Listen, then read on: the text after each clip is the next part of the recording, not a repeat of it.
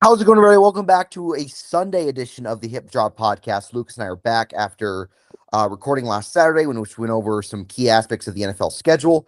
We are here for another weekend edition, and we have a special episode today. It's that part of the NFL calendar where there's really not much going on. It's really basketball and hockey season right now. Of course, we have Game 4 of the Western Conference Finals between the Thunder and Spurs tonight. The Knicks, of course, went up 3-0 against the Cavs last night. They are one win away from their first NBA Finals since 1999. And of course, in the NHL, you have the Golden Knights and the Avalanche in the West, and then the Hurricanes and God, who's in the East? I'm not paying Montreal that close attention to Canadiens. hockey. The Canadians. Thank you, Canadiens de Lucas. Montreal. Yes, there we go. I don't pay as close attention to hockey as I do to basketball. I don't pay close attention to either of those sports as I do to football, which this podcast is about. So today, Luke and I will be doing what some other prominent NFL podcasts have done over the last week. We will be doing a 32 team draft of at the quarterback position. As I'm going to move spots here, I'm going to move to more enhanced setting. I'm going to move to a desk here quickly. Um, a 32 team draft of the quarterback position. So all 32 projected starters, and Lucas and I beforehand discussed the teams that their projected week one starter, not set in stone. We say who we think we anticipate it's going to be. So not to spoil anything, we have Fernando Mendoza for the Raiders, Shador Sanders for the Browns, Michael Penix Jr. for the Falcons, Daniel Jones for the Colts, and then Jacoby Brissett for the Cardinals. Those guys will probably go, assuming there's nothing out of the ordinary, closer to the back than closer to the front. But we'll go in order. I have the first pick. Lucas is the second pick. We discussed this pre-hand. In the first half of the guys, we're gonna give more explanation as to why we took them where they did, why we maybe waited to take them longer than some would anticipate, and then as we get towards the bottom of the list, we will give less detail. We'll just like take our guy. We'll give a little sentence long blurb why we took them, and then we'll move on to the next pick. And to make it clear, this is just for the 2026 season. This is not for the next 3 years like some podcasts do. This is not contract related. This is not age related. This is strictly like who we think is better than who right now as of May 24th, 2026. And so that's kind of how we're doing. We're not doing any projection here. We're just doing right now, going into the season 1 through 32. So I have the first pick, but Lucas, before we get into that, how you doing on this Sunday afternoon? I think this has to be our first episode on a Sunday ever. Maybe not the first one ever. I'm sure we did one last summer on a Sunday, but Yeah, nonetheless. But probably. yeah, I'm doing all right. Just catching up on sleep this weekend. Don't really have anything much going on other than helping a couple people move. So All righty. Well, that's always fun. That's always fun. I've been there. So, yeah, all right. So I have the first pick, and this has been This is the hardest first pick that I think you'd do in quite some time because I think for the first time, really, I guess you could make there was a debate last year a little bit, but really for the first time since before the 2022 season, so 4 years ago, there's a legitimate debate of who the best quarterback in the league is. And I'm going to go with the chalky pick. I'm going to take Patrick Mahomes first. Uh, I am more hesitant about that than I am in years past, especially considering he is coming off a torn ACL. And statistically, he has not been elite since 2022. But I still think he is the best player at the position in the NFL. I think his lack of statistical production is more has more to do with what's around him. You know, the running game last 3 years, really the last 2 years, has been really futile. The receivers have been injured in and out of the lineup, inconsistent. Travis Kelsey's getting older. The tackle situation's been hit or miss. It was better last year, but 2024 and 2023 was a disaster. The play calling has taken a bit of a step back. I'm not trying to make excuses, and I do think Patrick Mahomes, his individual play has taken a slight step back. I don't think it's as big of a step back as the numbers would indicate, but I think the Chiefs' lack of offensive firepower and his lack of statistical prowess has been due to just kind of a lot of inconsistency around him. And in that time span, despite that, he has won a Super Bowl. He's been to two. He has beaten, I think, Lucas, what you and I agree, the next guy in this list twice in those postseasons to get there. Of course, last year was just kind of a train wreck. It looked promising at times, and then things fell off the rails quickly. Um, But we saw how bad the Chiefs offense was without him. They couldn't score a touchdown against the Titans and Raiders without Patrick Mahomes last year.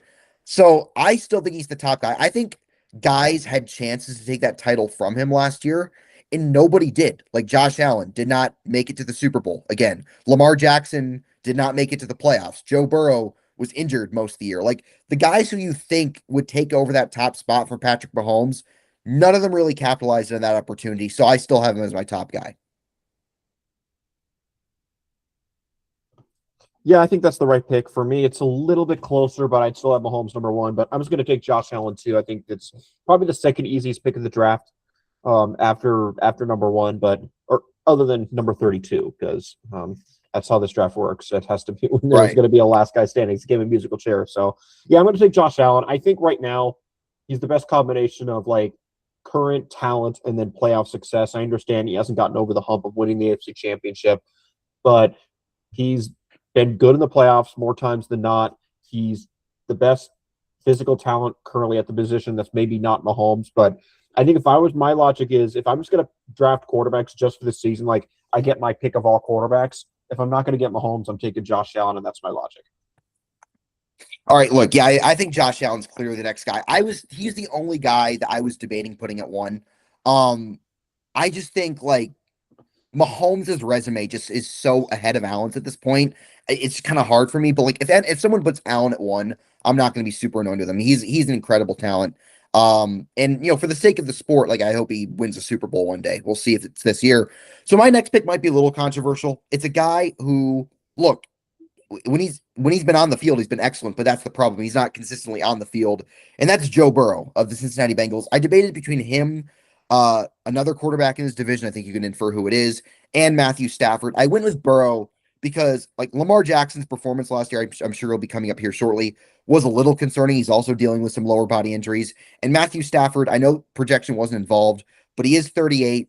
He is a guy I do think needs a little more of a offensive infrastructure to succeed than Burrow does.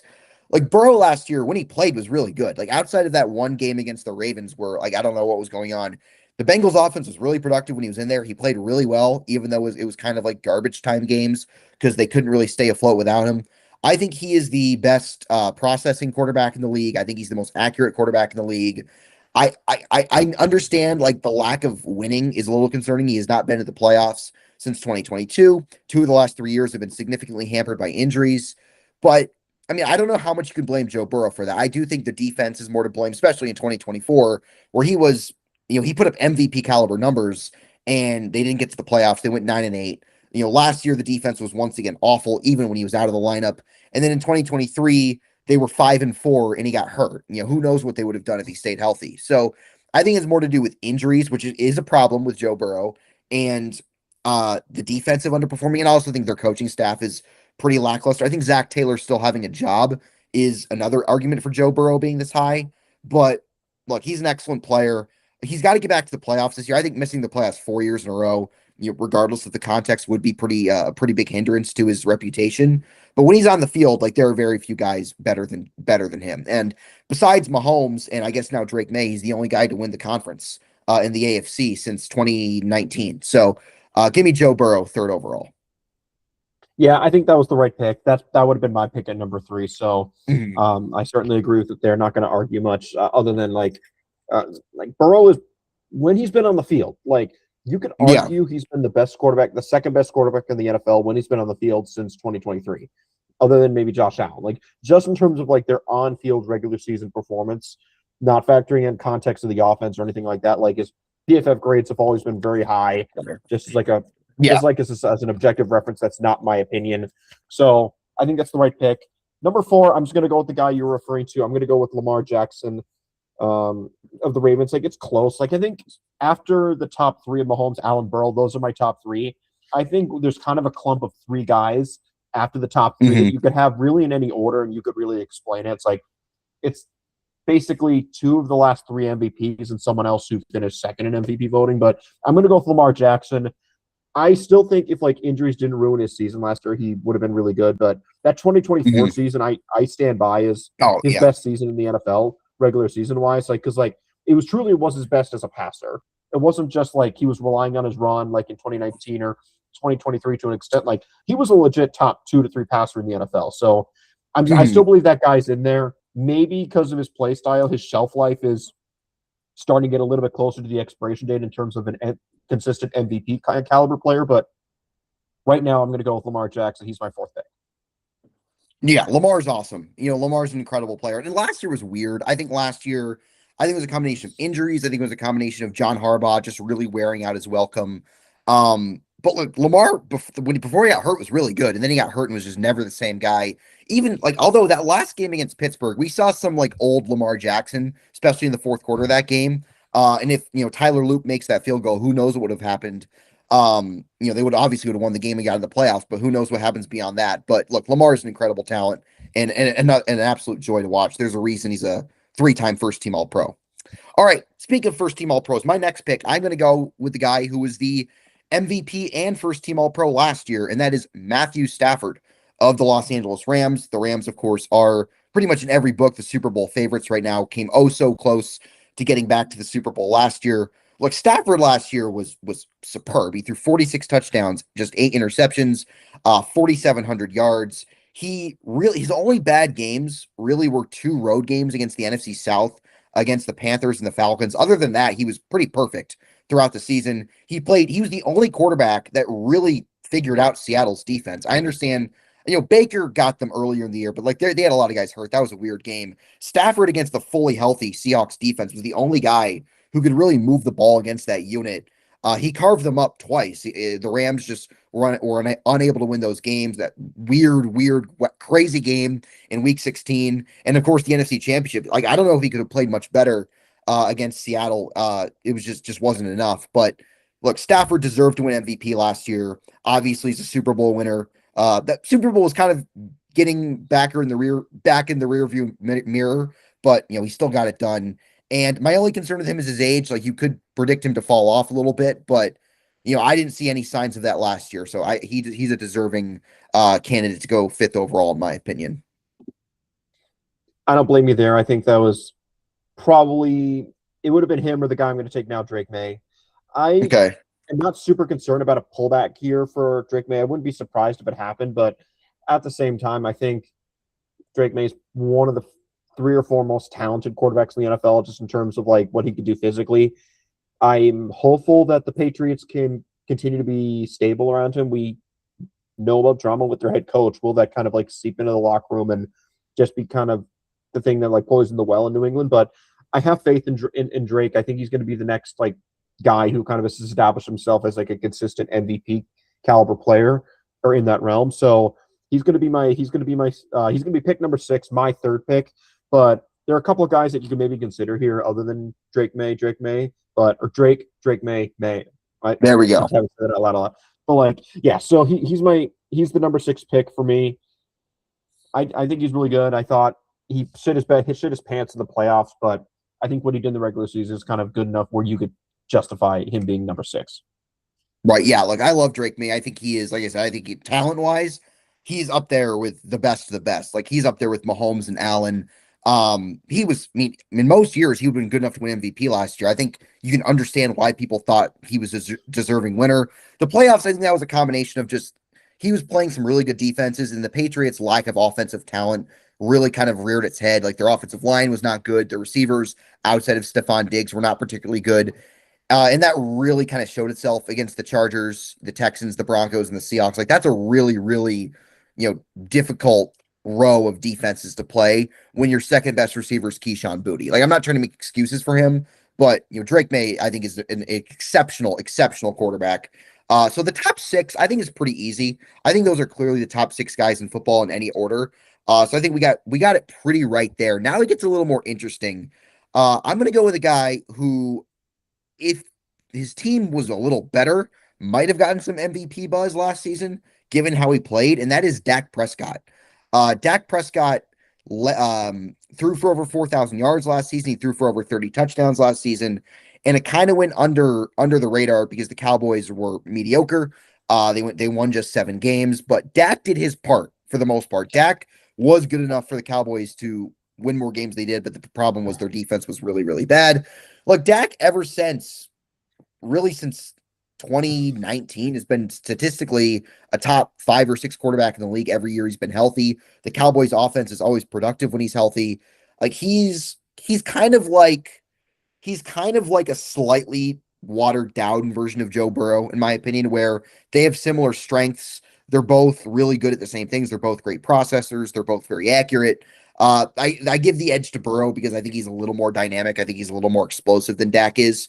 He's also younger. That's another point. But look, Dak is extremely underrated. But we saw as Chiefs fans, like that was one of the best quarterback performances against the Chiefs that I've seen in quite some time on Thanksgiving, and that's what Dak can do at his best. So give me the Cowboys signal caller 7th overall.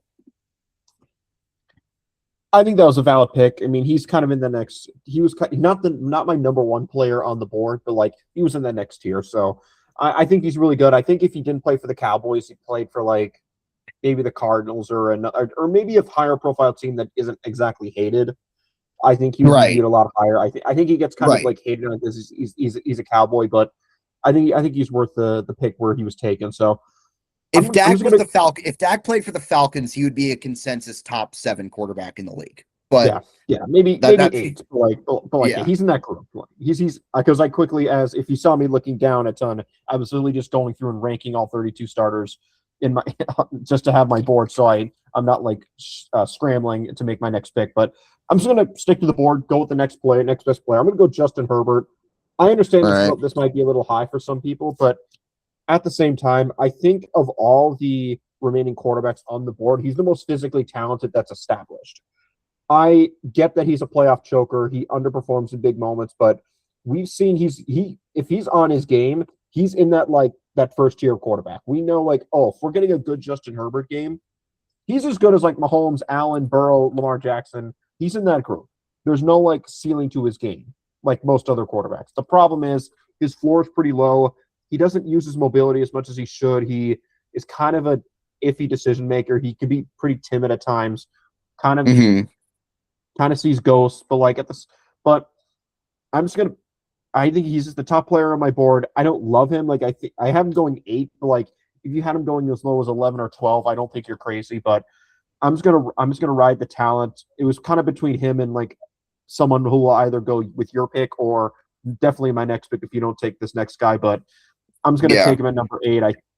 I think he's worthy of this pick. I think if you took him at 5, it'd be a little high, but I think 8 is about maybe the consensus average if you were to poll 100 random fans and analysts. Look. Yeah, I agree. Herbert is exceptionally talented. He's clearly very good. He's very similar to Matthew Stafford in Detroit, where the individual talent was there, but the team results were not. But the difference is Stafford in the playoffs, even with the Lions, was still decent. Herbert's been atrocious in the playoffs. That's the biggest drawback with him.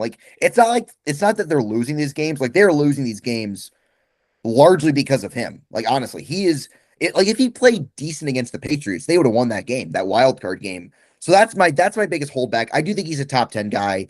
I do think he elevates a pretty middling's kind, honestly, a pretty lackluster supporting cast. He kind of dragged that offense along last year. But the biggest thing is the playoff performance. It's kind of similar to Dak, honestly, but Dak, he's had his struggles in the playoffs, but he at least has a good playoff performance, whereas Herbert does not have one yet. And that's the difference for me. That's why I took Dak there. I also like Dak better. I prefer him, but Herbert's certainly worthy of that spot. All right, the 9th pick. I have another guy kind of similar, stylistically to Dak and Herbert. That's Jordan Love of the Packers. Jordan Love last season was really good. He had a really underrated season last year. I think people kind of look at it, he missed some games, so his counting stats weren't spectacular. But when Jordan Love is healthy and is on, there are few guys that can get in a rhythm and play the way he does. He does not have many weaknesses as a quarterback. He has great pocket presence. He is very good at avoiding sacks. He's got a great arm. He's pretty accurate. He does throw some pretty questionable interceptions, but I mean, ever since Jordan Love has taken over as the Packers starter, they consistently are productive on offense. He's been top 10 every year in EPA per drop back. He's really good. I don't think he's elite. I don't think he's super a superhero at the quarterback position, but he is absolutely a top 10 guy in my opinion. I think he's maybe the most underrated quarterback in the league. I think there are a lot of people who don't view him that highly just because he's not as good as Aaron Rodgers or Brett Favre. Where like that shouldn't be the bar. Like Jordan Love is an exceptional talent at the quarterback position. And as long as he's healthy, the Packers I think will always be in the playoff mix. So he's my number 9 guy. Yeah, he was the guy I was referring to at the end of my last pick. Like I would have taken him if he was on the board, and I'm not surprised you took him with the very next pick. So makes a lot of sense. I think he's maybe not a tier 1 talented quarterback, but like if we are just ranking pure raw talent, like arm mobility, he would be in that second group of players. So I think he's worth the 9th pick. Next player on my board. Remember, we're ranking for the future season. We're not ranking how they stand today or how they performed last season. I'm going to get a little bit of a projection, but I think it's not a terrible projection. I'm going to go Caleb Williams. All we right. knew when he came out in 2023 that like he had the potential to be a consistent MVP contender. Maybe not win like 5 MVPs, but come out and be like, okay, like this guy can be maybe top 6 to 8 in MVP odds every year. I think he should take another step with another year under Ben Johnson. Some more chemistry with his young receivers, like Rome Odunze. Sorry, Luther Burns. Sorry, I'm coughing a little bit, but again, this is projecting for this upcoming season. I think he'll take a next step. If we're ranking only based on the 2025 season, he wouldn't have gone number 10. But for me, out of all the quarterbacks left on the board, maybe there's like 1 or 2 you could talk me into taking over Caleb Williams. But for me, I would take him as QB 10. It's not like I'm projecting him to be the 4th best quarterback in the NFL. I think having him QB 10 is a perfectly valid ranking. He has the arm talent. We saw he's capable of making game-changing plays. We saw that on multiple occasions late in the year. Right. I think he's going to carry that positive momentum into this upcoming season and establish himself as like a low-end top 10 quarterback or like high-teens quarterback. Yeah, like I get that pick. I'm a little lower on Caleb just because like I think his highlight plays kind of like blind people to how he actually plays throughout the duration of a game. Like he's not as good down to down as like a Jordan Love or a Dak Prescott or even some guys behind him. But when you watch him at his best, so you can see why he was taken first overall. You can see why he was so highly thought of coming out of the draft, and we saw that really kind of show at the end of last season. So like I get you even admit it was a bit of a projection. Like he's got to work on his accuracy a little bit, but like if he can hit his ceiling, I do think he can be a guy that can win an MVP. Certainly can be a guy that's good enough to win a Super Bowl. So like that's an understandable pick. Like I said, I'm a little lower on Caleb than some, but I understand why people look at him the way they do. Just given like I said, his ceiling is even higher than some guys ahead of him. So that's reasonable right there. All right, number 11. I debated with like 4 different guys here. I went with the man who was picked right after him, and that's Jaden Daniels. Jaden Daniels had an outstanding rookie season. Of course, led the Commanders to the NFC Championship game kind of out of nowhere. Last year was kind of a season from hell. Like he was hurt pretty much the entirety of the year, was never really right. And the Commanders really just took a step back. I think a lot of people thought they'd take a step back. I don't think many people thought they'd go 5-12. Daniels, I believe, started what, 7 games last year. He did not play much. So this is kind of a risky pick. This is kind of banking on what we saw from him in his first season.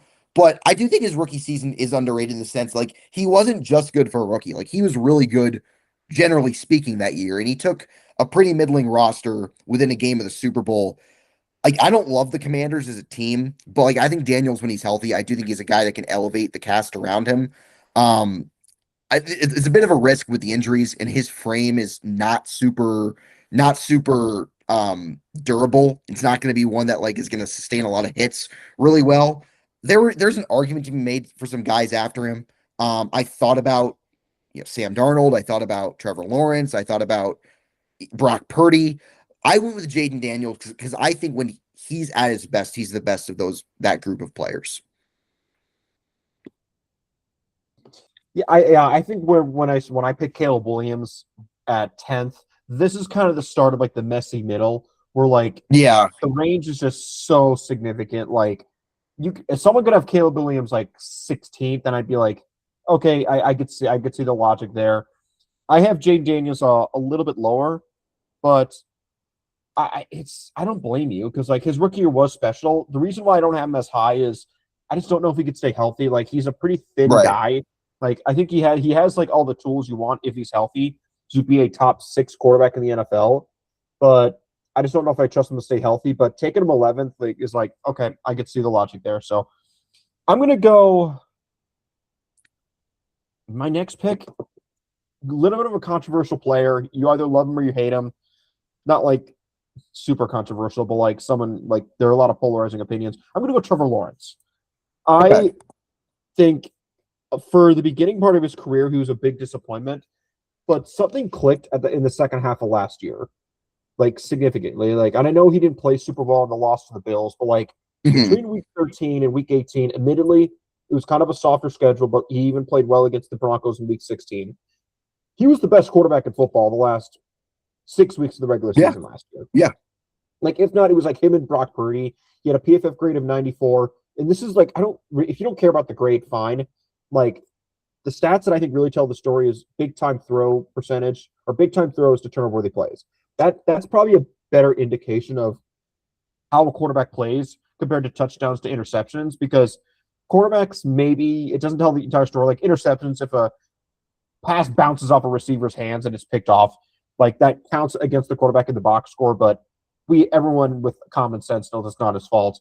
But like so the next best way to judge it is big time throws and turnover worthy plays. Trevor Lawrence was 17 big time throws, 2 turnover worthy plays the last 6 weeks of the year. Like that, he's I think he figured something out. Kind of had a down game against the Bills, but I think taking him as the 12th best quarterback in the NFL is a perfectly fine thing to do. I could see him taking a step back, and I think if he takes a step back this year, he's kind of like a mid-level quarterback. Then I think it's kind of over for him to ever establish himself as an MVP Yeah. consistently. Like maybe not consistently, but like hey, like I think he has a chance if he plays well again and he carries that momentum into next year, he can establish himself in like that Justin Herbert, Dak Prescott, Jordan Love tier. We're like, okay, Yeah. he's part of like the group of like 10 that's firmly in the top 11, if not top 8, 9, 10. So I think if he carries that momentum, he has the size, he has the mobility, he has the arm talent to everything you want in like an elite quarterback, a top 6 quarterback, but can he be consistent? Kind of a shaky decision maker. His accuracy can be a little bit hit or miss, especially down throwing the deep ball. But I'm going to take a chance here that he's going to carry the momentum. Another year with Liam Cohen, Travis Hunter in his limited snaps at receiver should give him another elite weapon. But we got to see with Trevor Lawrence. I am projecting a little bit here. No, I get. Look, Trevor down the stretch last year was awesome. Like the last month of the year, like I said, I agree. I don't think there was a quarterback in the league that played better than him. Like weeks 13 through 18, like he was that last like 5 week stretch. He was like Clemson Trevor Lawrence. He was the guy that won a national championship as a true freshman his first year. Like I was kind of down on Trevor. Midway through last year, I'm like, yeah, this just is who he is at this point.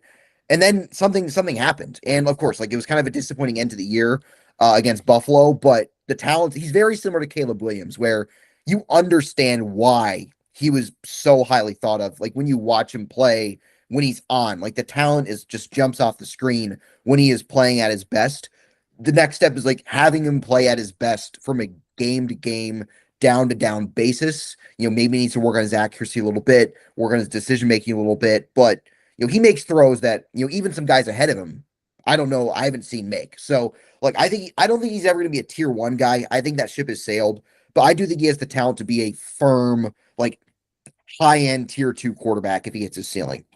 So that's a good pick in my opinion. He was actually my next guy on the list. So 13 and 14 for my 13th pick, I'm going between two guys who were actually teammates not that long ago. Both of them playing the NFC West. This might be some recency bias, but I'm going to go with Sam Darnold at 13 of the Seahawks. Of course, just won the Super Bowl championship. Look, Darnold really obviously very strange career. Was really really bad early on, was in bad situations early on, was a certified draft bust, and then he goes to Minnesota with Kevin O'Connell, and out of nowhere just becomes a Pro Bowl level quarterback. He's been a Pro Bowler each of the last 2 years. He's one of just 2 quarterbacks in the league to throw for over 4,000 yards each of the last 2 years. He is 27-6 in the regular season, obviously now a Super Bowl champion.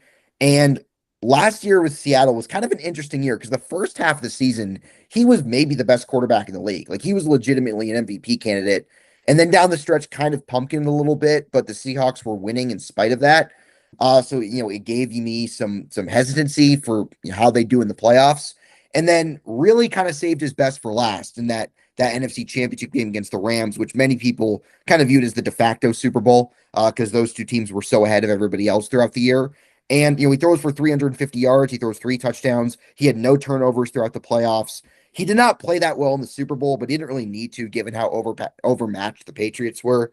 Like, I think Sam Darnold's body of work over the last 2 years is enough to say that, like, he's not a fluke. He is a legitimate good starting NFL quarterback at this point. He does have his flaws. He does throw some, you know, head scratching interceptions. His pocket presence from time to time is a little shaky. Like, he's not a perfect player by any means. Like, he still has some drawbacks, but he's a guy that you certainly, like, if he's on your team and you have a good roster around him, you're going to win a lot of football games.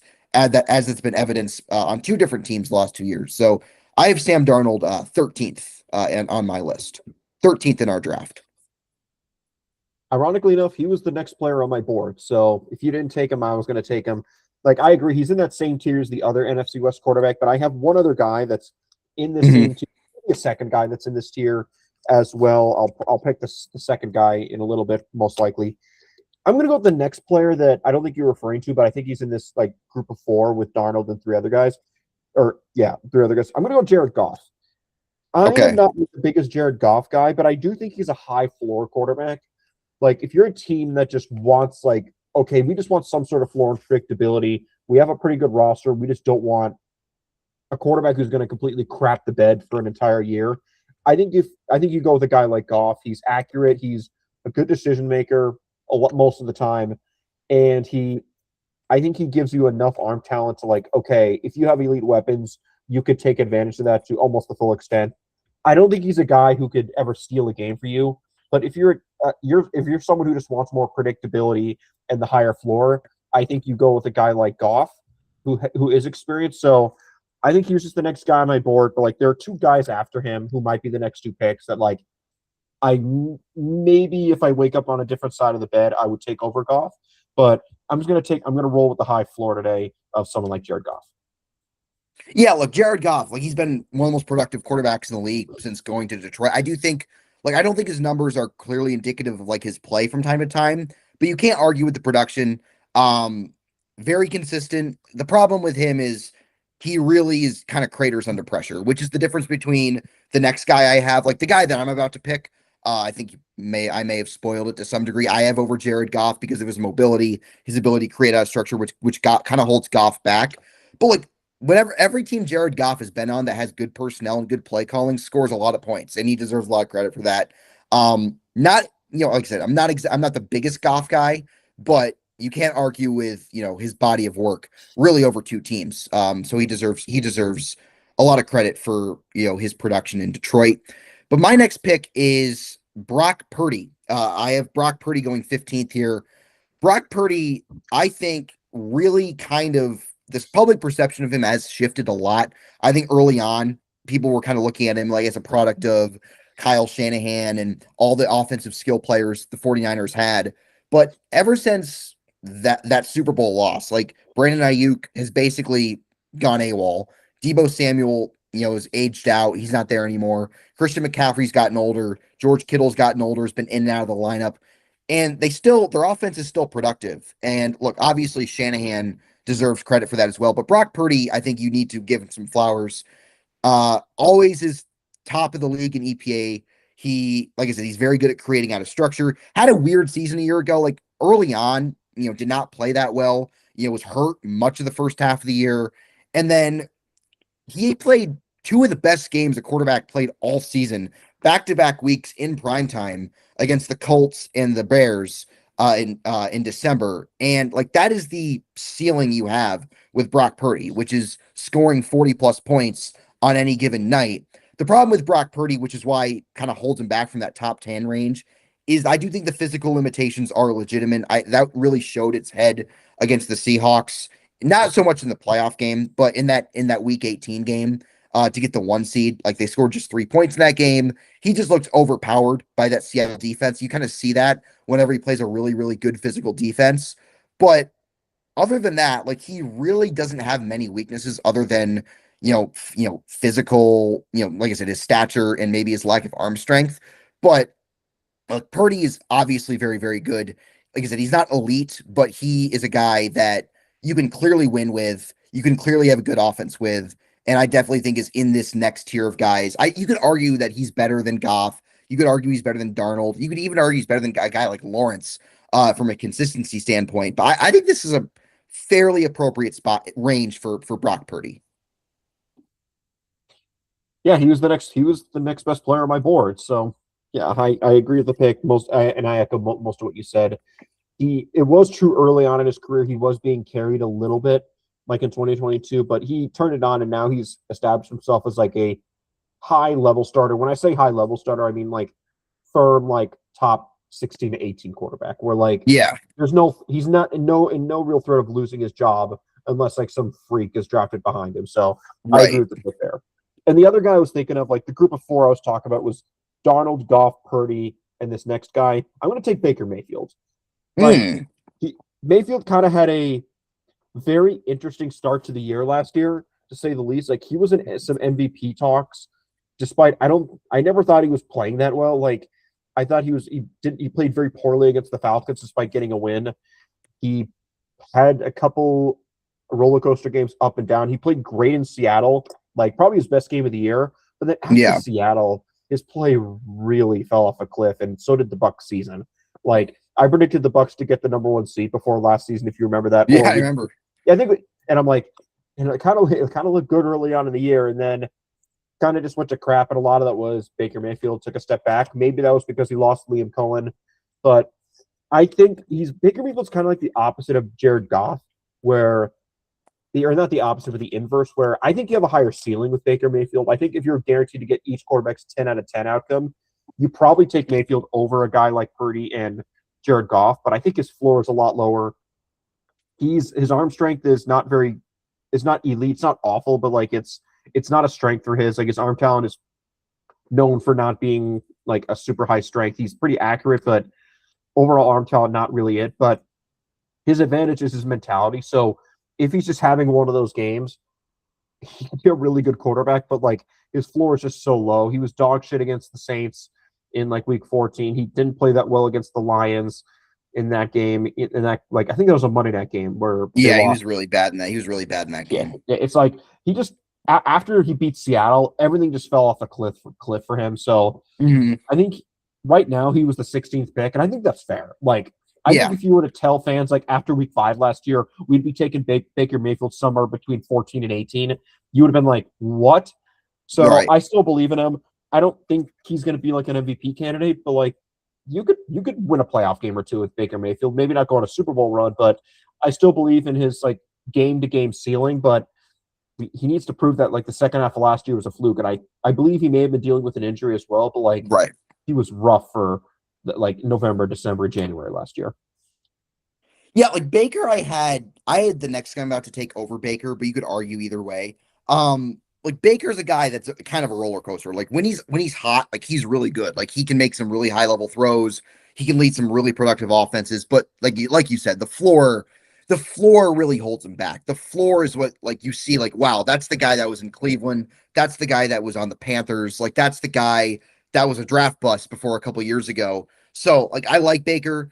Like he's found a home in Tampa Bay. Last year was a disappointing season for sure, but like I think 16 is like perfectly appropriate for Baker, which is like if you're doing the average, if you're doing the math, like that's right down the middle, and I think that's kind of where he is in quarterbacks in the NFL. So yeah, like that's a reasonable pick. I actually did have the guy that I'm about to take over him. You could argue either way, but very, very controversial player that I'm about to take here at 17. I'm going to go with Jalen Hurts here. Look, I mean, if we took Jalen Hurts 17th last year, we would have gotten eggs thrown at our house. But this year, it's far less controversial.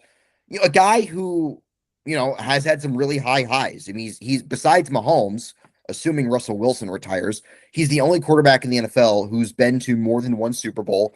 Obviously, was the MVP in Super Bowl 59. Probably would have been the MVP in Super Bowl 57 had the Eagles won that game. But it seems like every other year he fluctuates between like going on a Super Bowl run and then being like kind of a run of the mill 11-ish win playoff team that loses in the first round. And that's what we saw last year. Like the Eagles, their offense was never able to get off the ground. They were really carried by their defense throughout large stretches of the regular season. He had some really, really low lows last year. He had a stretch last year that he was horrible. He had that game against the Chargers on a Monday night game. Honestly, it was one of the worst games the quarterback played all year. He was really, really bad against Chicago on Black Friday. Even in some games that they won, there was a game against the Lions where he was bad, and they won because Jared Goff was even worse.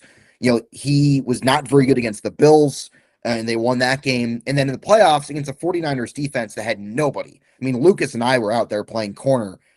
He was not good in that game. They scored 19 points in a home playoff loss. So, I still like Jalen Hurts. I still think he has achieved heights in his career that guys ahead of him have not achieved. Like he's reached higher heights than Baker Mayfield. He has reached higher heights than, Jared Goff has, than even Trevor Lawrence has. But the problem with Jalen Hurts is that it seems like, I don't know, there's just something missing when in these years, like when you watch him last year, it's like, yeah, like there's just something's just not right. And an offense that had AJ Brown, that had Devontae Smith, that had Dallas Goedert, that had Saquon Barkley should not have struggled the way they did. The Eagles last year averaged less points per game than the Steelers, which is just embarrassing. So this is a big year for Hurts. We assume AJ Brown will be gone. He's still there now, but like I don't know how much longer that'll be the case. You have a new offensive coordinator. Like I don't know. Like I think if Jalen Hurts wants to establish himself as a no doubt, you know, high quality starting quarterback in the league, he's got to have a good season next year. He doesn't have to win the Super Bowl, but the Eagles should win 12 games. You should win a playoff game. You should lead a good offense and show that last year was just kind of a fluke. So, like I have him 17. I think he's in the tier. He's at the bottom of this tier of like Goff, Purdy, Baker.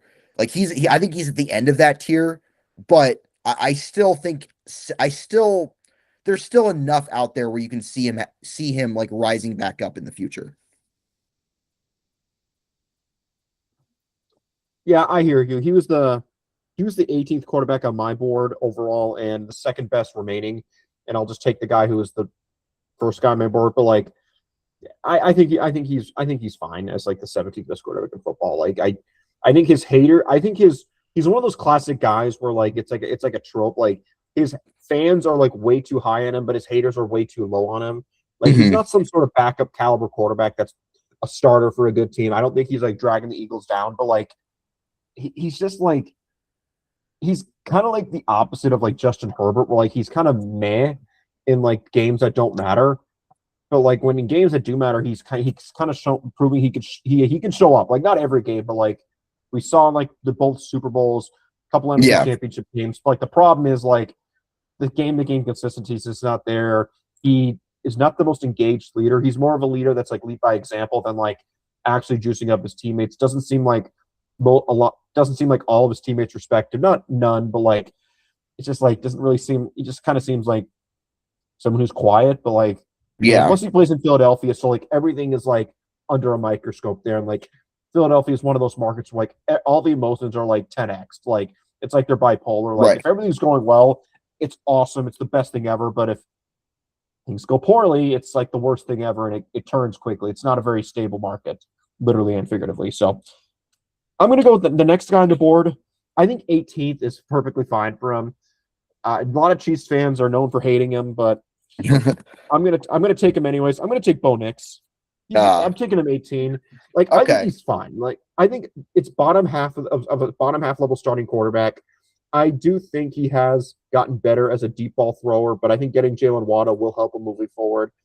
Whether his ankle injury is going to affect him this season, we all saw that picture that didn't look exactly encouraging.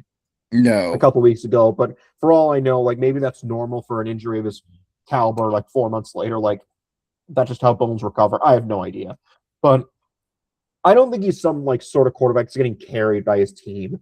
But kind of like Jalen Hurts, he's not as good as like his fans make him out to be. He's not a borderline top 10 quarterback, but he's not some sort of like bum. He's like, I think when we get to like the 20 to 25 range, that's kind of like, okay, you're a starter, but like, if you have like a shitty 3-game stretch, like you're not safe from getting benched. I think he's better than that. I think he's very good. I think his mobility is a little bit underrated. I think his deep accuracy is a little bit, his dosages are overblown. Maybe with a real deep like Jalen Waddle, that'll kind of open things up. But I think going into year 3, where he'll be 26, I think this is kind of the year. I gotta check how old he is. He's 26. He just turned 26 in February. I think him being the 18th best quarterback in football is perfectly legitimate. He had a very, very, very bad start to the year last year, but I think once after those first 3 weeks, he really started to play well. A little bit of a roller coaster where it seems like every time he played well for a week, he played crappy the week after, and then it would just Mhm. kind of seesaw like that. But I would take him at 18. There are a couple guys maybe you could talk me into over Knicks or other guys who weren't taken, but I think at 18, I would feel fine with taking Bo Nix. All right.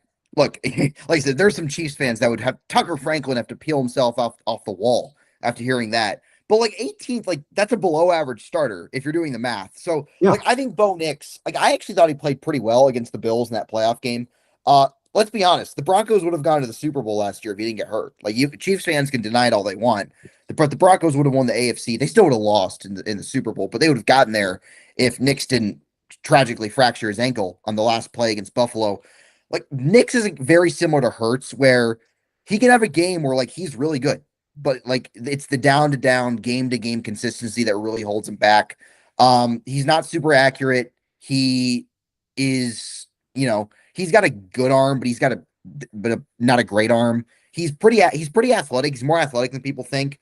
Um, but like he has his flaws. There's very clear. Like he's a flawed quarterback, but he is a guy that there's a reason the Broncos have been in the playoffs the last 2 years. Like he is good enough to win games with. And yeah, that's been proven. And let's be honest, like he has not had a lot of talent around him on offense. Now there's obviously an increase of talent with the addition of Jalen Waddle. He has now a good 1-2 punch at receiver with Waddle and Cortland Sutton.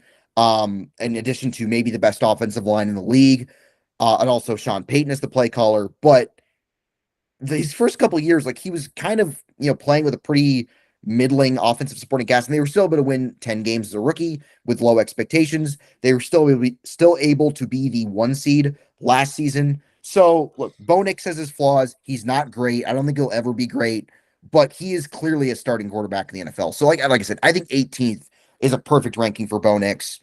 So my next guy, it's between two guys that play in two different conferences. It's this one's really hard.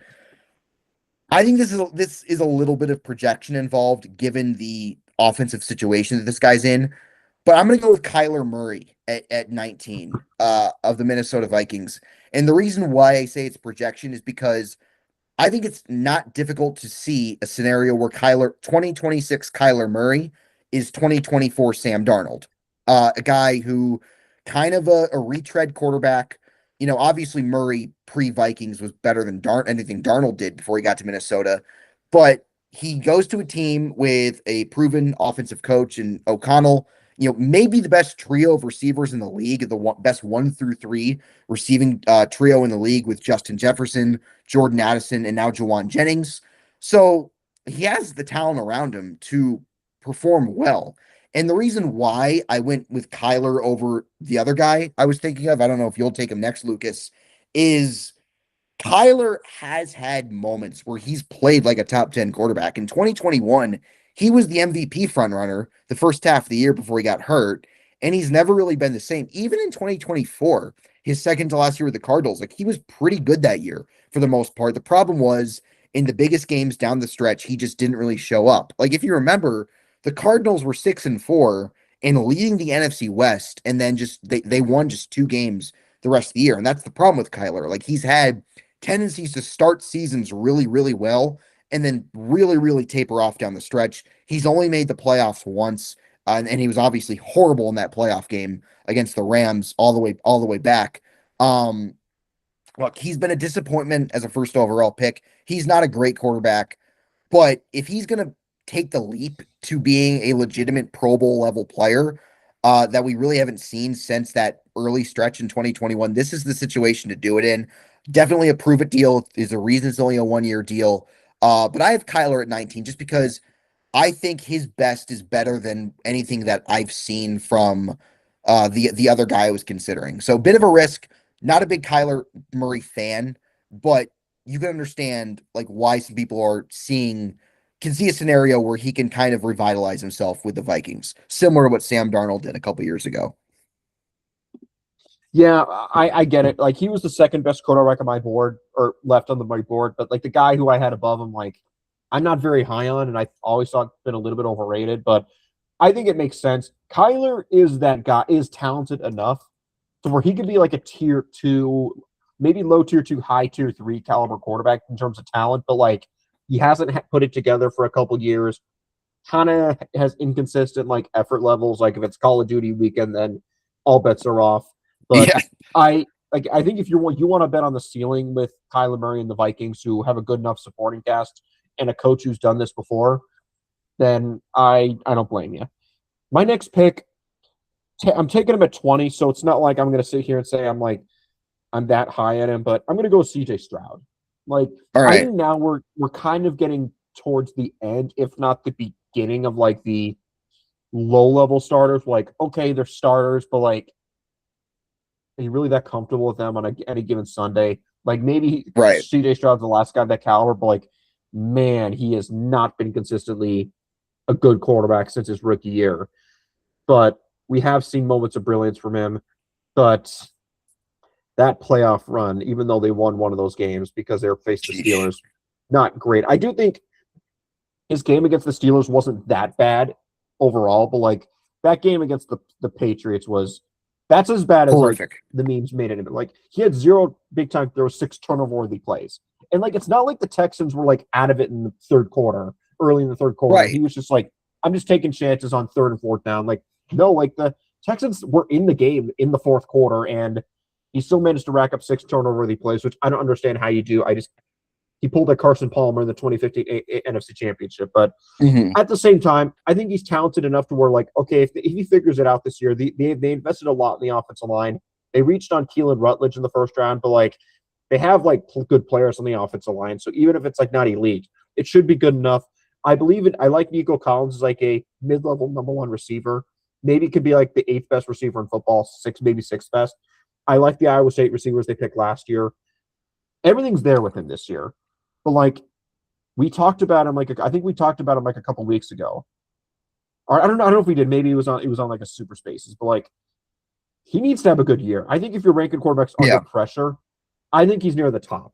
Like not because Right. like he needs to win a Super Bowl, but he needs to play well because this will be a post year 4, and quarterbacks are not quarterbacks, but every player is eligible for an extension after the third year in the NFL.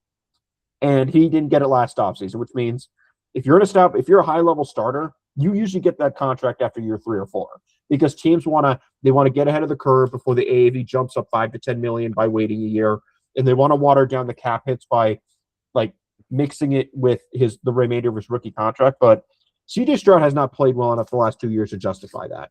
And No. if he has a bad year, like why would the Texans pay him? Like when I say pay him, I mean like 55 million plus per year. If if CJ Stroud wants to sign a $35 million AAV deal over 4 years, I think he'd do that if you're the Texans. But if he wants to get paid like a high level starter, he has to play well this year. And if he doesn't, and he's not willing to compromise, this might be his last year starting in Houston. Like he might get Right. traded because I don't think the Texans are in a Super Bowl window if you can guarantee they can get top 10, 12 quarterback play. But they haven't gotten that the last 2 years. And you could blame the supporting cast. You could blame Bobby Sloak, who was the OC 2 years ago, but a lot of it's on CJ Stroud.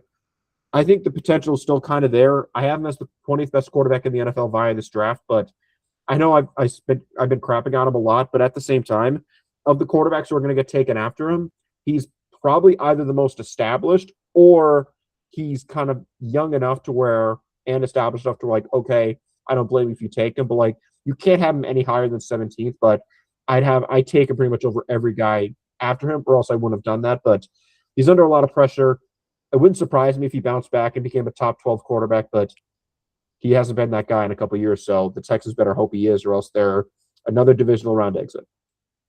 No, I agree. Like, of course, the Texans, oh, that's all they've been. They're 0-7 historically in the division round. Like, I was really high on Stroud as a rookie. I probably overrated him a little bit after 2023. And I was willing to like view 2024 as kind of like a fluky year. But like last year, I don't think he was that bad in the regular season, if I'm being really honest, when he was healthy. But he was so Yeah. bad in the playoffs, especially against the Patriots. I mean, like if he plays below, not even like average, below average in that game, they probably would have won, and they probably would have gone to the Super Bowl because they definitely would have beaten the Jarrett Stidham Broncos.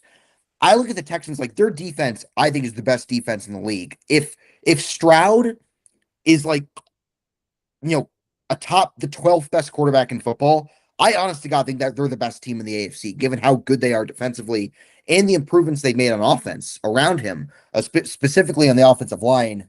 But I just don't know if we can get that guy again. I wanted him to take him over Kyler, because in a vacuum, I think he's slightly better than Kyler.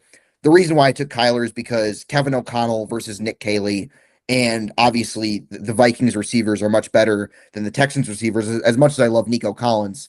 But like I said, I'm low on Stroud right now. I think he pretty much single-handedly wasted generational defense last year. So to get that sour taste out of my mouth around him, he's got to bounce back. He's got to play well. Or like you said, like this could be it for him with the Texans, which would have been unfathomable 2 years ago after he was offensive rookie of the year. So that's the top 20. We're going to spend less time on explanations for the last 12 guys. I think these are the guys who I think are either unproven or clearly like well below average to bad starters at this point. This next guy, a little bit of projection, but I really liked what I saw when he played last year. I'm going to go with Tyler Shuck, 21st overall. Tyler Shuck, I think his performance down the stretch last year was really, really encouraging. I might, obviously, our predictions aren't for another few months. I might pick the Saints to win the NFC South, and Tyler Shuck is a big reason for that. Like he is a guy, he's older as a second year player. He's 26 years old, but he's very athletic. He doesn't have an elite arm, but he's got pretty good arm strength. He's pretty accurate. Nobody really watched the Saints, so like nobody really saw how he played, but he didn't really have much around him last year, and you couldn't really tell. Like he was really, really good, given the circumstances. The Saints won 4 games in a row to end the year. Now, context doesn't matter. Those games were against the Buccaneers, Panthers, the Jets, and the Titans. But regardless of competition, Tyler Shuck looked like a guy who you could potentially see making a Pro Bowl one day. I don't know if he has the traits to be, in that top echelon of guys, but there's a world where we're talking about Tyler Shuck as a top 10 quarterback or a borderline top 10 quarterback at this time next year. I'm not saying it's going to happen, but I can see it happening. So I'm going with my bet. I think he is the most polished second year guy. Because of course, like there's 3 second year guys that you could see taking that leap. I think he's the most established. I think he was the best of the 3 a year ago. So I'm taking him 21st. Yeah, he wasn't the top player on my board, but like at this point, it's pretty much pick your flavor of the remaining guys. Like between like you took him 21st, but I think between 21 and maybe 27, like it's really like super random. So you can just pick your preference. So I like Tyler Shuck. Only downside was his age. He's 27 years old. Not like an elite toolsy guy, but like he has everything you want in a starter, but not really anything you want in, or he doesn't really have anything you want in like an MVP caliber quarterback. But Right. if you just want 4 I think productive I years on a think he rookie can. contract, Not to interrupt you, Lucas. I think he could yeah, be yeah, his ceiling to me is a athletic Jared Goff. That's his yeah. ceiling, I which is think a top 10 quarterback in my opinion. yeah. Yeah, I think like he's a second contract guy. Like I think he could peak as like the 13th best quarterback in the NFL. And if you get 3.5 years of top 15 quarterback play with a second round pick, I think you're very happy with that. So yeah, I don't mind you there. This next guy, there's a reason I'm hesitating. I'm not just it's not that I'm thinking, it's that I'm or playing up the moment. It's like I just gotta figure out a way to say this. His name is synonymous with Voldemort at this point. I think you kind of know where I'm going at this point. Oh. I'm gonna go with I'm gonna go with Aaron Rodgers. Oh, Right? I thought you were gonna go with someone else. No, Okay. I'm gonna go there. I'm gonna go with Rodgers. I think I think he's kind of I think his like downfall has been a little bit overblown. He's no longer gonna be an MVP quarterback, but like he's still capable of like putting up good performances. And I think he's kind of like the weird I think he's like kind of like that weird mix of high floor, high ceiling where I'm picking him at 22. It's not like I'm sitting Right. here saying, oh, he's the 15th best quarterback, but at this point, would I rather have Rodgers for a season or bet on maybe one of the young quarterbacks to take a step forward? Maybe I just go with Rodgers, but like I'm not going to sit here and defend him. Like I'm not going to sit here and like say he's like amazing, but like he had stretches last year where he was really really good. But between Mhm. week 6 against the Browns, like at the Bengals, Packers, and the Colts, he was really good. And then he shit his pants for 3 weeks, and then he went to Baltimore, played at a vintage Aaron Rodgers game in Baltimore, 5 big time throws, no turnover worthy plays, and then played well against the Dolphins, played really well in Detroit, and then just kind of didn't play that well down the stretch. Didn't play super well against the Texans. I'm taking him 22. I'm not super high in him, but He was like, pretty good against the Ravens in the last game they won. yeah, He was good he was late pretty in good. that game. He was yeah. Yeah, exactly. Like, but he threw almost 300 yards. But yeah, I'm not good. I'm kind of like fumbling for words because like it's the 22nd best quarterback, so it's wondering, Right. am I supposed to be more positive or more negative? But I'm taking him at 22, so that's my pick. Yeah, I think that's reasonable for Rodgers. Like I said, he was a playoff quarterback a year ago. The Steelers were pretty lucky to make the playoffs a year ago. Rodgers, like I said, he had some really good games. He also had some games you watch, you're like, oh my God, how's this guy? Like that Chargers game is one of the worst games a quarterback played all season. He was awful against the Bills. He was awful against the Texans in the playoffs. He was really bad against the Browns and Cleveland. But he also, like I said, he had some games where he played really well. And he took a pretty lackluster supporting cast to the postseason. I mean, their offensive weaponry was pretty much DK Metcalf, Pat Fryermuth, and a prayer, essentially. So look, he has Michael Pittman this year. He has obviously his old coach Mike McCarthy this year. Like I think he's in that like 20 to 23 range. Like he's definitely a below average quarterback at this point, but like he's good enough to win regular season games with. But I do think you do have a ceiling with him as your quarterback, unless you are so good 2 through 53, it doesn't matter. I think the Steelers have a good roster. I don't know if they're that good to carry Aaron Rodgers to a Super Bowl at this point. But if they won 10 games with a worse roster last year, there's no reason to believe they can't, at least approach that with a better 2 through 53 this year. So I think it's reasonable. I That's probably where I would have had him. I had one other guy ahead of him, but it's the appropriate range. This next guy is complete projection because anything that we've seen at this point doesn't really warrant him going. Actually, actually, we're in the range where nothing really matters, to be honest. I have Cam Ward at 23, the first overall pick from a year ago. Look, the metrics for Cam Ward are not kind to him, but I do think context does matter. Like he was playing with nothing around him, on a really really bad Titans team. The physical talent is pretty evident. You can see why he was picked first overall.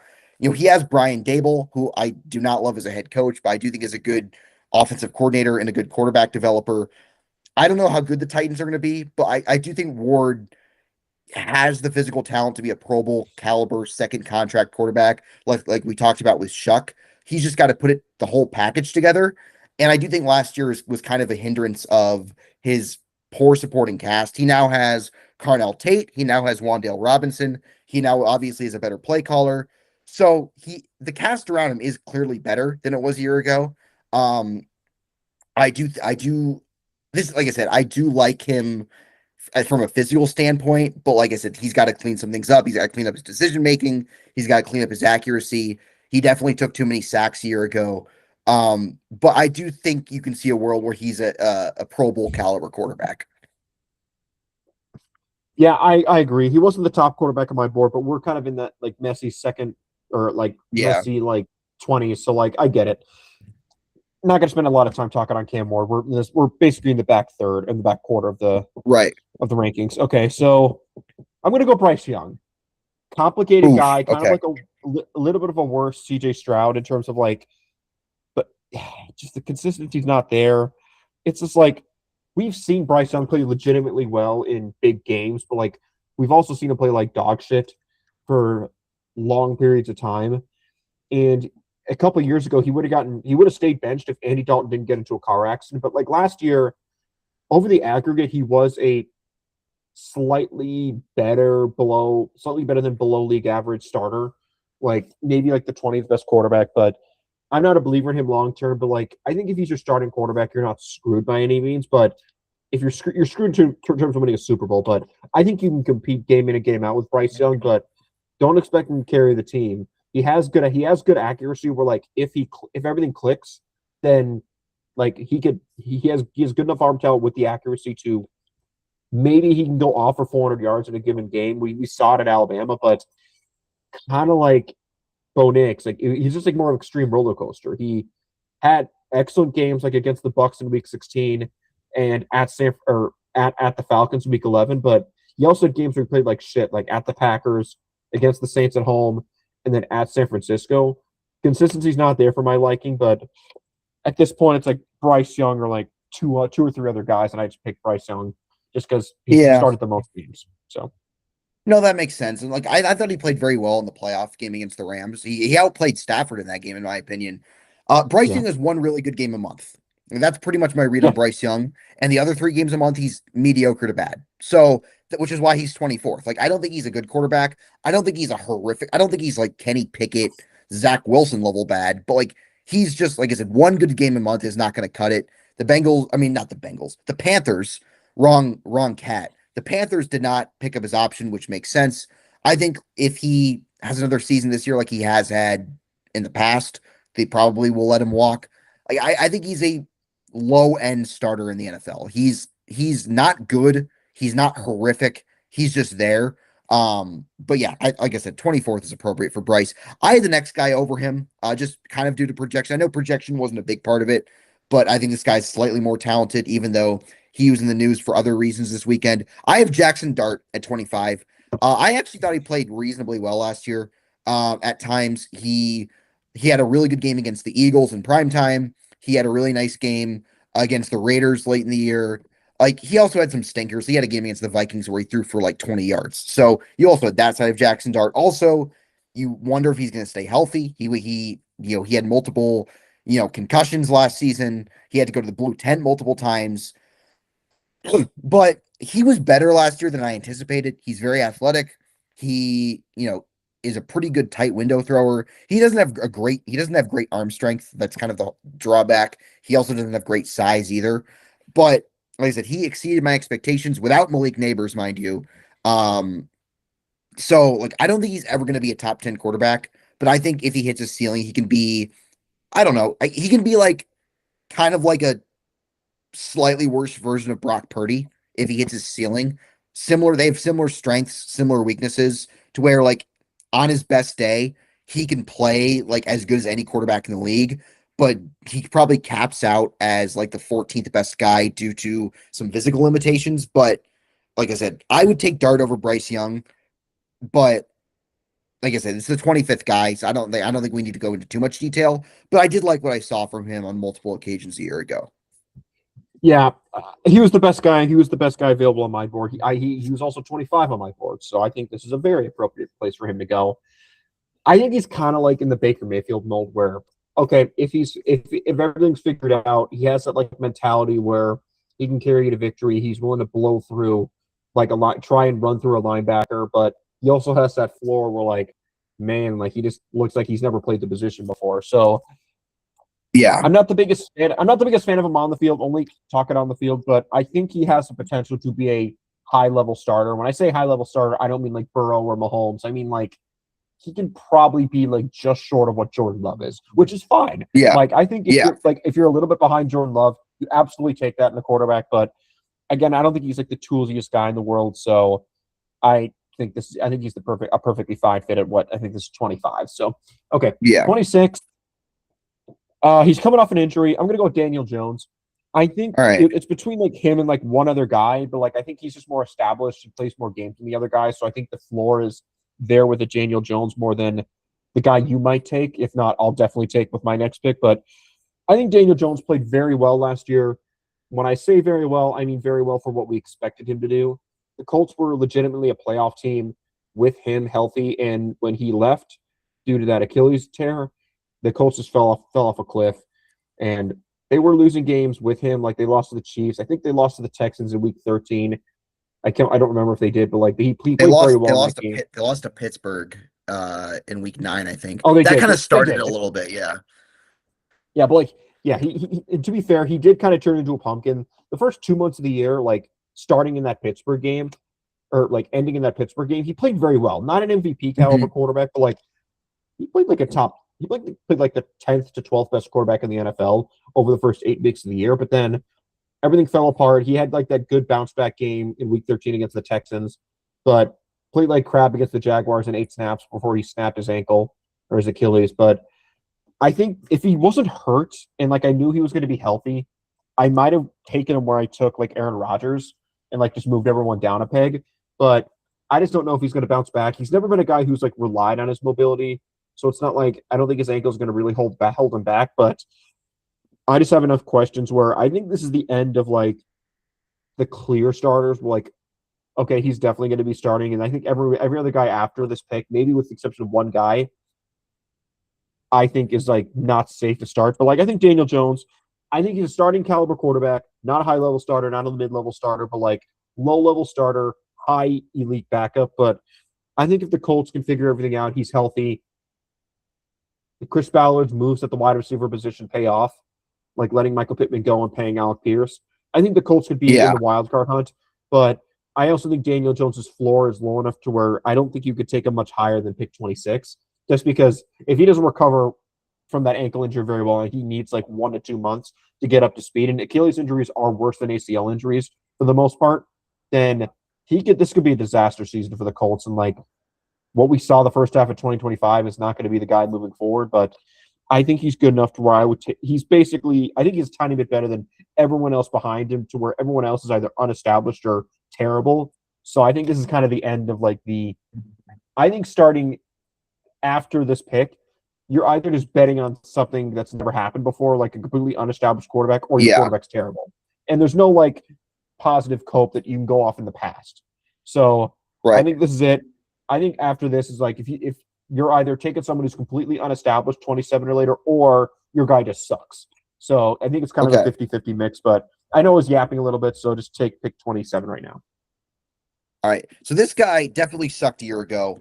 Um, but I do think he's a little better than what he showed last year. I'm taking Geno Smith at 27. I think look, Geno Smith was really, really, really bad last year. But you have to take into account the Raiders supporting cast was a disastrous situation that he walked into. I also don't think it's a great look that he leaves and Seattle wins the Super Bowl his first year without him. Like that's not spectacular. Uh, Geno Smith is not a good quarterback. He was okay. He was fine in Seattle. He was actually very good in 2022, which is his first year as a preferred starter. He was good, not great, 2023 and 2024. Last year he was terrible. He's on the Jets, back on the Jets to where it all started. And like you look at his supporting cast, and it's not bad. Like they have a decent offensive line. They have Garrett Wilson. They have Mason Taylor and now Kenyon Sadiq at tight end. They drafted Omar Cooper. Of course, they have Brees Hall at running back. Like when you ignore the logo and the franchise, like it's not a bad offensive cast. Gino, like he's obviously very limited. He is not mobile, as we saw last year. I think he was the most sacked quarterback in football. He does still have good arm talent. Like that's probably his best trait is his ability to throw into tight windows, his ability to make high level throws, which was kind of his calling card with the Seahawks. But like I said, I think he was massively overrated in Seattle. He was fine, but I think there's some people who were way too high on him. I do think the pendulum is swung a little bit too far the other way. I don't think he's quite as bad as we saw a year ago, but I definitely think like he's just kind of is what he is at this point. He's 36, he's 35 years old. His best days are behind him. But I do think, despite the fact that he's on the Jets and we all know what their franchise is, he's in an offensive situation that can allow him to be fairly productive, even if it doesn't mean winning a lot of games. So I'm gonna go with Gino at 27. I went with him just because like they're the other guy I thought about has less than 100 dropbacks in his career, and is in a really bad offensive situation right now. So I think the Jets supporting cast was really kind of the pendulum swinger. And we have seen Gino in somewhat recent years play at a top 15-ish level, last year notwithstanding. So yeah, it's 27. It's not like I'm saying he's any good, but I went with him here. Yeah, I'm gonna take the guy you were just referring to. I won't take him. I won't say it now, but like I think I had Geno Smith at 31 only because the guys I have, with the exception of maybe one name between like you took him at pick 27 and pick Yeah. 31. Outside of Geno, I think the other guys have more upside. with the exception of like maybe one veteran who's kind of in the same tier as Gino, in my opinion. But I understand like the supporting cast. Like the Jets quietly have a very good offensive line. They have a legitimate starting running back. They have like a handful of like weapons you're excited about. Garrett Wilson, Omar Cooper Jr., Kenny and Sadiq, Mason Taylor. Like there are less talented, like that's not a very established group after Garrett Wilson. But, like there are maybe at least 2/3 of the NFL have less talented pass catching groups than what the Jets have. And there are many Right. teams that have less talented offensive lines. So like if Gino's at the point of his career where he's purely a product of his support system, he could be much better than the 27th best quarterback in the NFL. When I say much better, I mean like the 20th best quarterback, which I think the Jets would be doing backflips if Geno Smith was the 20th best quarterback in football. But in my opinion, they shouldn't be doing backflips. I think Jets fans should be rooting for Geno Smith to be a disaster and like every other part of the team looks good because he's not the long-term answer. So I just don't get I get why they made this trade. They wanted to have an adult quarterback, but the Jets should be kind of aiming to pick in the top 2 to 3 next year. And I think if Geno Smith is bad, I don't think any Jets fans really going to care as long as everyone around Geno Smith that is not Geno Smith looks really good. So I had him at 31 only because I just don't really see it with him. But I've been wrong before. Maybe he bounces back. So okay, I'm done yapping. 28. I am gonna go Malik Willis. Like I basically already tipped my pick, but I think Malik Willis is. I hated where he went. I thought he should have gone to the Cardinals, but like he went to the Dolphins. Dolphins have a bad supporting cast. I think he would have been higher than the 27th player on my board or 28th pick overall if he went to a team with a better support system. Like if he went to the Cardinals, then Cardinals could be like a pretty frisky team this year, a pretty high ceiling offense. But he went to the Dolphins. I just don't really like what they have. Chris Bell was their big offensive pickup. Caleb Douglas out of Texas Tech. Not really a big fan of either of those guys. Like they have Devon Achane, but like that's really it. Their offensive line's like meh. They picked Caleb Proctor, my guy. I say ironically. I think I know what you say. He's not very established, but last year in Green Bay he played very well in 2 games. But given the limited sample size, and I don't like the place where he's going, and that is going to factor into my rankings because if a quarterback's not established and he has a bad support system around him, there's no real reason to think he's going to play super well. Like I just can't think of many scenarios where like an unestablished quarterback played very well in a terrible situation at this late in his career. Like if he was like 22 and like he's just naturally good, that's different. But he's like 27, or I don't know if he's 27. He's maybe like 25, so he's not old by any means. I think he's He younger than Tyler is. Shuck. Let me look this up. Malik Willis is 26. I think he's so he's the exact same age as Tyler Shuck, but I think he's talented. I don't like where he went. I think this is kind of like will help him regress a little bit. The Dolphins have maybe the worst offensive supporting cast system in the NFL. Like maybe it's the second worst. Like if you could maybe throw one team behind them, but at the same time, I think he's talented. I hated where he went. I think it's going to cause him to regress a little bit. So I had him ranked 27th. I had him picking him at 28th. Like I think the Dolphins are going to very likely going to have a new starter in 2027, but if not, 2028. Yeah, look, Malik Willis, when he played in Green Bay, was really good. The problem is, like I said, he has 80 dropbacks in his career. And the reason why I took Geno over him is like the Dolphins have the worst roster. Like besides Devon Achane, like they have nothing that's proven at least. So I think they're definitely a candidate to be one of the worst teams in the league, which is why he's going low. And like I said, how much of their success in Green Bay was a product of Matt LaFleur? I mean, Matt LaFleur is not coming to Miami. I think that's a fair question to ask about him as well. So we have 4 to go. I have the 29th pick. I'm taking Fernando Mendoza here at 29. It's not confirmed that he will start week 1 for the Raiders. It'll either be him or Kirk Cousins. We went Mendoza because he's more exciting. Like I like Fernando Mendoza. I think he was an underrated prospect. I think he's a guy who probably doesn't go first in most drafts, but definitely goes in the top 10 to 12 in most drafts. Definitely a first round player. I think he has better traits than people realize. But the Raiders are not going to win a lot of games this year. But I think a successful season for Fernando Mendoza and the Raiders, even if they go like 4-13, is for him to show legitimate promise like Drake May did his rookie year. And then that allows him to add in the offseason and for him to take that sophomore leap. I think that's kind of what I see as the best case scenario for Mendoza over his first 2 seasons. But look, I think he's talented. I think he's smart. I think he's got a good football acumen. We just haven't seen him play at all in the NFL. Um, he'll definitely. I don't even if he doesn't start week 1, he'll definitely play at some point. I'd be shocked if Kirk Cousins starts the whole year.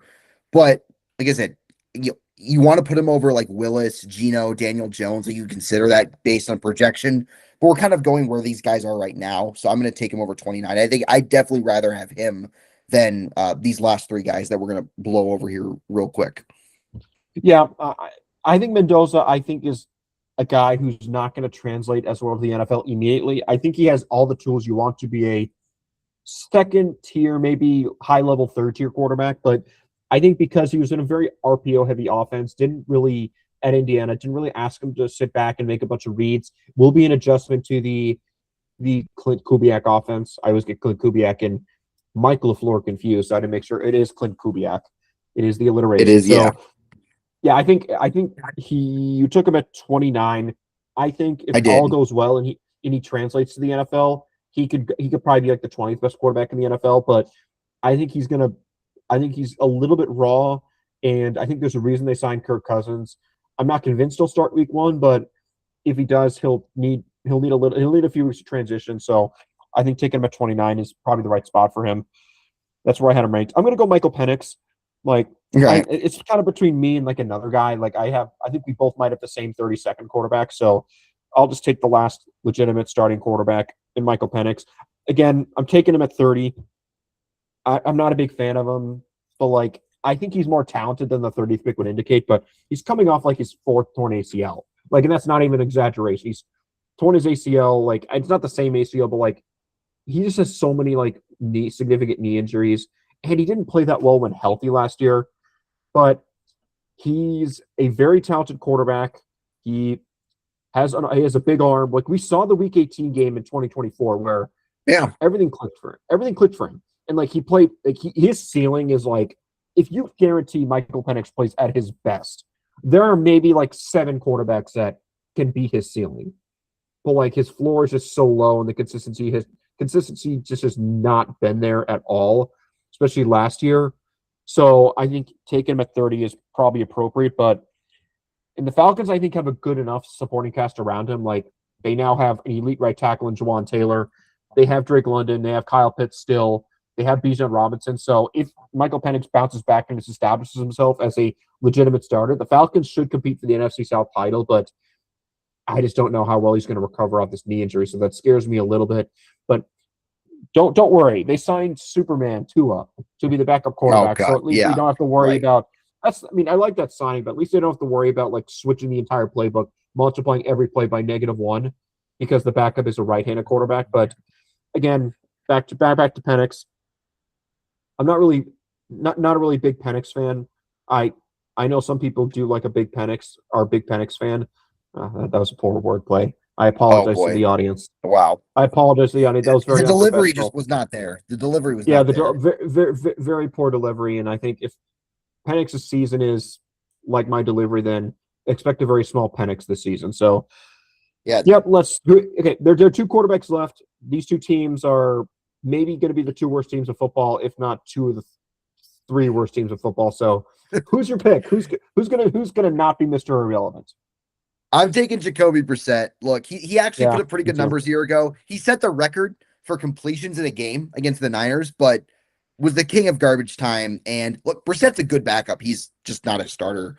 So Lucas, you get Shador or whoever. Yeah. Whoever the Browns start. Good on me. Yeah, good on me. I think Shador stinks. You could blame his supporting cast in 2025. That's not going to be an issue in 2026. They overhauled the offensive line. They drafted 2 receivers who I was a big fan of that complement each other very well. So if he plays like crap again this year, he only has himself to blame. So let's hope that Skip Bayless and Deion Sanders, they're betting on their boy to bounce back this year. But and just talk about Jacoby Brissett. He's probably the best backup in the NFL. When I say that, I don't mean like he's the best backup as he's the 33rd best quarterback. That's not what I mean.